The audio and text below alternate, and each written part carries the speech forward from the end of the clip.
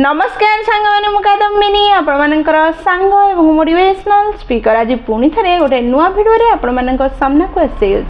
सांग मैंने आज आम ये भिडियो डिस्ट्राक्शन रु किपरि बंचिबा से विषय जानिबा मन को किपरि कंट्रोल रे रखिबा से विषय जानिबा लक्ष्य उपरे किपरि निजर ध्यान को केंद्रीभूत करबा से विषय जानिबा मनीष भगवान का पाख को पहुंचबारे विफल होजे नहले भगवान तो प्रति मुहूर्त आम अपेक्षा रे आम सह मिसिबा पई जगी बसिचंती एई कथा को बुझिबार प्रयास करिबा निज लक्ष्य को हासिल करिबार रास्ता को सफा करिबारे निज को प्रस्तुत करिबा ताले चलंतु समय नष्ट न करी वीडियोटी को स्टार्ट करिबा। गोटे देश रे जने राजा थिले राजा जनक बहुत ही दयालु थिले दक्ष थिले क्षम थिले निज प्रजा को निज संतान बोली पाळुथिले अत्यंत सुखरे राज्यर लोक माने रहुथिले राजा को तांको बापा बोली भाबुथिले किंतु राजा को पाखरे गोटे अभाव थिला ताहा थिला तांकर कोनोसी संतान नथिला से बहुत चिंतित थिले बहुत दुखी थिले कारण एते बड़ साम्राज्य किंतु उत्तराधिकारी केही नाही से कोन करिवे किछि भाबी पार नथिले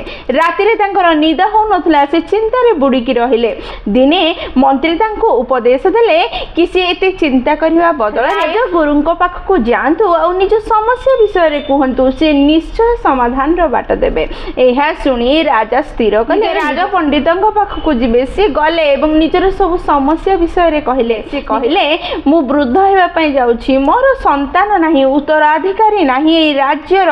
किपरि आ भविष्यत हबो से चिंता रे मते राति रे निद हेउ नाही एहा सुनी राजगुरु कहले तुमे व्यस्त हो नाही जेउ लोक माने तुम राज्य रे वास करूछन्ती से माने मध्ये तुम संतान अटंती सेमानंक भितरु जने दक्ष व्यक्ति को जल्दी रु जल्दी बाछ एवं ताको उत्तराधिकारी बोली घोषणा करि दियो एहा सुनी राजा तांको कथारे सहमत हेले एवं तांको पचरिले ताहले आपण ही कहि दियंतु किपरि मु निज राज्यर जने व्यक्ति को बाछिबी जे मो राज्य भार संभालिया पई योग्य हबो एहा सुनी राजगुरु कहिले तुमे अत्यंत बुद्धिमान एवं ज्ञानी अट तुमे निजे स्थिर कर किपरि तुमे बाछिबो निजर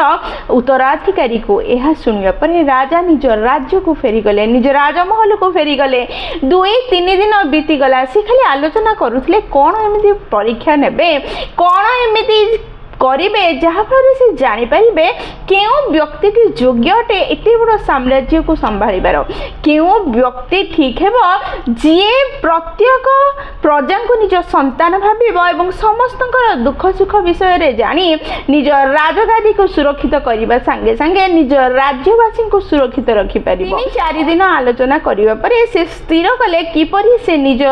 उत्तराधिकारी को बाछिबे निज मंत्री को डाकिले एवं कहले काली सोमवार दिन संध्या रे जीए मो सह भेटिबो मु ताको निज राज्यर उत्तराधिकारी बोली घोषणा करबी एहा सुनी मंत्री कहले क्षमा करिवे महाराज किंतु आपण जो कथा कहउछन्ती बहुत साधारण कथा राज्यर सब लोक आपण सह मिसिबे पई आसी जिवे एठी गहली करि नेबे आपण काहा काहा को निज उत्तराधिकारी बोली घोषणा करिवे एहा सुनी राजा कहले तुमे से विषय व्यस्त हो नहीं मु एमिति किछि व्यवस्था भाबिछि जहा फल जे योग्य सी ही मो पाखरे पहुंची परिबो तुमे जाओ गाँ रे दांडुरा मारी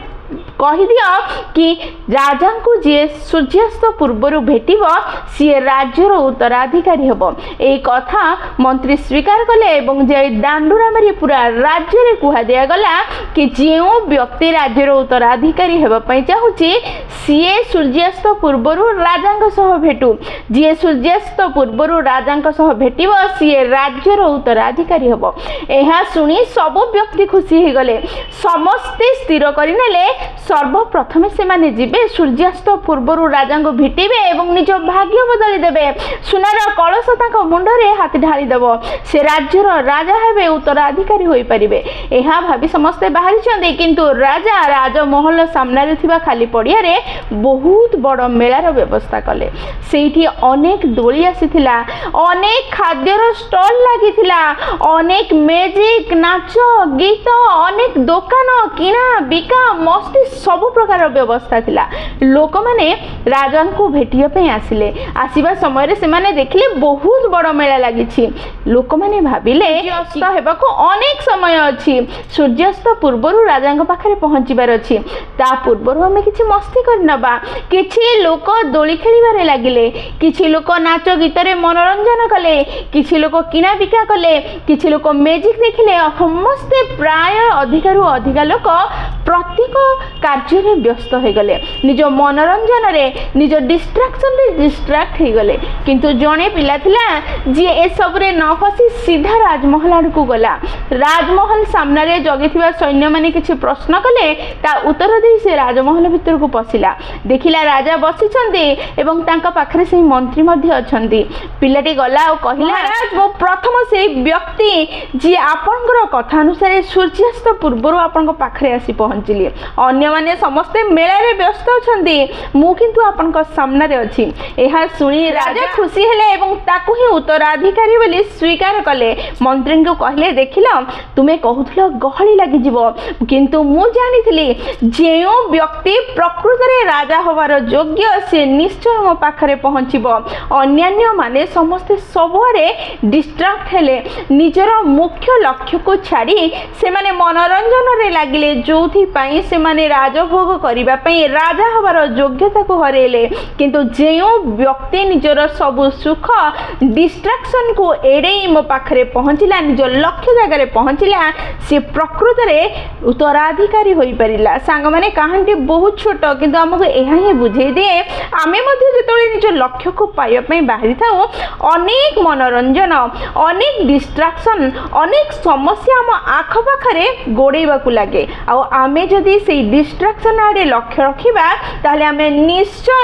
ନିଜ ଲକ୍ଷ୍ୟକୁ ପାଇବାରୁ ବିଚ୍ୟୁତ ହେବା। କିନ୍ତୁ ଏଇ ଡିଷ୍ଟ୍ରାକ୍ସନକୁ ଏଡ଼େଇ ଯଦି ଆମେ ସାମ୍ନାକୁ ବଢ଼ିବାକୁ ଲାଗିବା, ଲକ୍ଷ୍ୟ ଆଡ଼କୁ ଆଗେଇବାକୁ ଲାଗିବା, ତାହେଲେ ନିଶ୍ଚୟ ଆଜି ନହେଲେ କାଲି ଆମେ ନିଶ୍ଚୟ ନିଜ ଲକ୍ଷ୍ୟକୁ ହାସଲ କରିପାରିବା। ଯଦି ଆମେ ଚାହୁଁଛେ ସବୁ ଡିଷ୍ଟ୍ରାକ୍ସନରୁ ନିଜକୁ ମୁକ୍ତ କରିବା ପାଇଁ, ତାହେଲେ ଯାହା ପରିସ୍ଥିତି ହେଉ, ଯାହା ଅବସ୍ଥା ହେଉ, ଯେତେ ସୁଖ ବା ଦୁଃଖ ମିଳୁ, ଆମେ ନିଜ ଲକ୍ଷ୍ୟକୁ ନ ଭୁଲିବା ଦରକାର, ନିଜର କର୍ତ୍ତବ୍ୟ କର୍ମକୁ ନ ଛାଡ଼ିବା ଦରକାର। ତେବେ ଯାଇ ଆମେ ନିଜ ଲକ୍ଷ୍ୟକୁ ପାଇପାରିବା। ଠିକ୍ ସେମିତି ମଣିଷ ଜୀବନର ମୁଖ୍ୟ ଲକ୍ଷ୍ୟ ହେଉଛି ଭଗବାନଙ୍କ ପ୍ରାପ୍ତି। ଭଗବାନ ଆମକୁ ଭଗବାନଙ୍କୁ ପାଇବାର ଯୋଗ୍ୟ କରିକି ଛାଡ଼ିଛନ୍ତି, କିନ୍ତୁ ଆମେ ଏଠିକି ଆସିବା ପରେ ଏଇଠିର ମାୟାରେ, ଡିଷ୍ଟ୍ରାକ୍ସନରେ, ଭୋଗ ବିଳାସରେ ଆମେ ଭଗବାନଙ୍କୁ ଭୁଲି ଯାଇଛେ ଏବଂ ଏଇ ସୁଖ ଦୁଃଖ ମାୟାରେ ବୁଡ଼ି ଦୁଃଖୀ ଆଉ ସୁଖୀ ହେଉଛେ। ଆମକୁ ବୁଝିବାକୁ ହେବ ଆମ ଲକ୍ଷ୍ୟ ପରମାତ୍ମାଙ୍କର ପ୍ରାପ୍ତି। ତେଣୁ ଆମେ ଭଗବାନଙ୍କ ଆଡ଼କୁ ଆଗେଇବାକୁ ପଡ଼ିବ, ସତ୍କର୍ମ କରିବାକୁ ପଡ଼ିବ, ଠିକ୍ ରାସ୍ତାରେ ଚାଲିବାକୁ ପଡ଼ିବ,